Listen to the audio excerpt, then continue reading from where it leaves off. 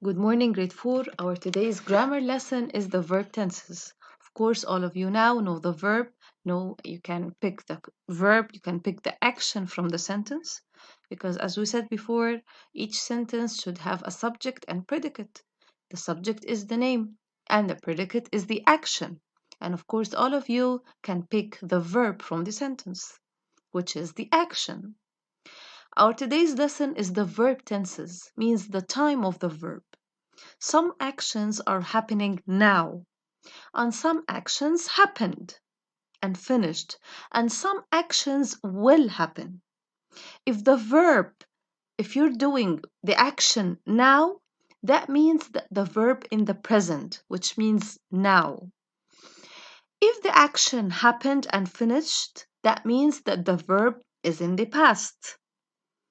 If the verb or the action will happen, that means that the action or the verb will be in the future because it will happen.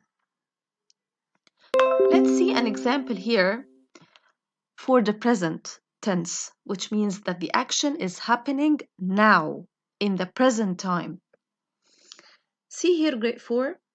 I watch a movie with my family. I is the subject. What did I do? Watch. Watch here means that I'm watching now, that the action or the verb is happening now.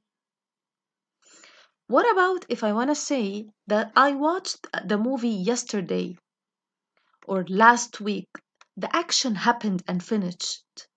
The action happened and finished. So it's gonna be the verb will be in the past tense. Past means that the action happened and finished. Let's see here in the second. Yes, here, this one. I watched a movie with my family. See the difference here? Here I added ed. Look, it's here. I added ed to the verb. Do you know, grade 4, why I added ed? Because the action finished. The action finished. The action happened.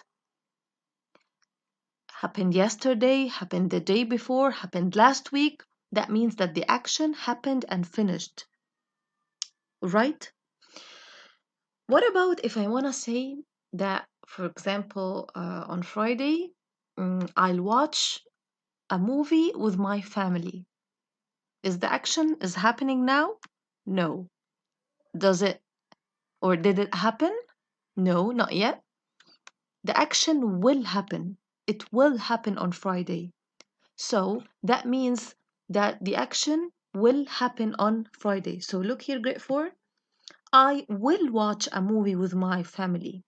Why I used here will? I used here will, the helping verb will, because it's coming to support the main verb watch. The I will watch. The action still didn't happen. It will happen. It didn't happen yet. So here I have three tenses for the verb in this lesson. I have the present tense, I have the past tense, and the future tense. Present tense means that the action or the verb is happening now, right now. For example, here, I watch a movie with my family. I watch. What did I do? Watch. So where is the action? Where is the verb? Watch. Here, watch in the present tense. Why it's in the present? Because this action is happening now, is happening right now. What about if I want to say that yesterday I watched a movie with my friends or with my family? How I'm gonna say it? Look, grade 4, I watched a movie with my family. Look here, grade 4, I added ed to the verb. Why I added ed? Because this verb, this action happened and finished yesterday. It's not happening right now. It happened and finished that I watched a movie with my family. Some words you can find in the sentence like yesterday, the day before, last week, last month. These clues will help you a lot if you find it in the sentence to know that this action happened and finished. What about if I want to say that there is a special or specific action that will happen after 2 days or after 1 day or at the end of the day. What I'm gonna do, how I'm gonna say it. Look, grade 4, at the last sentence. I will watch a movie with my family. See here the difference? So here, what did I do or what will I do? I will watch. See grade 4? I added a helping verb, by the way. I added the helping verb will. Why I added will? Because I want to say that the action is not happening now, is not finished.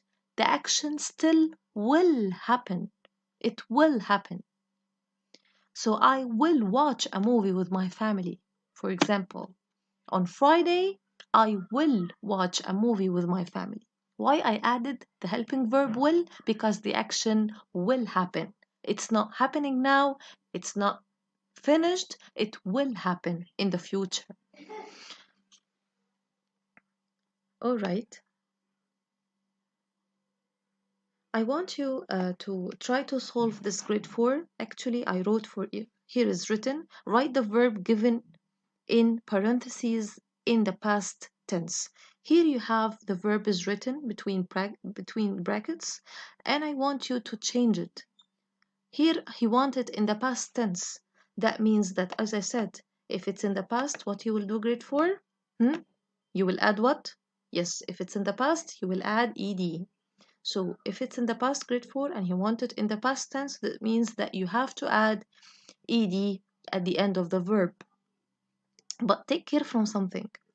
If the verb grade 4 already ends with e, so you have to drop the e and add ed, because see here in watch, I added ed.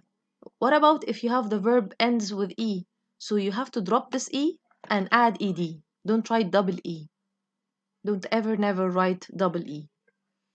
And here it's written the same. Write the verb given in parentheses in the future. So I said in the future what I will do grade 4? I should add a helping verb will, because the action will happen. It's not happening now. I want you to do it grade 4 and we'll check it together. All right. Here is the second part of the lesson is the helping verb and the past participles. Look grade 4. If you find the helping verb has or have or had comes before the main verb, that means that this action happened in the past. Take care because this is very important. Again, if you find the helping verb have or has or had comes before the main verb, that means that the action happened in the past. The helping verb here, grade 4, tells you more about the action. It tells you it's coming to support the main verb, and it tells you more about the action. It tells you more about the main verb. But here, take care, because the main verb will be or I grade 4. So again, this part. When I have a helping verb, has or have or had, comes before the main verb, that means that the action happened in the past. The helping verb has or have or had were coming to help the main verb.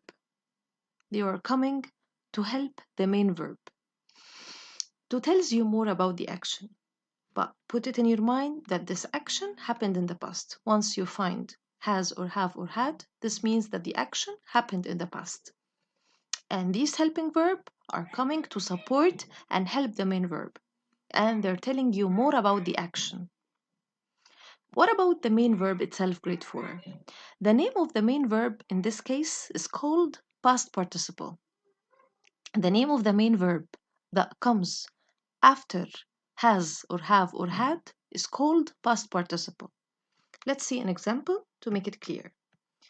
Here in this sentence, they have watched that movie 3 times. What did they do? Have watched. Together. Have watched. Have here is the helping verb.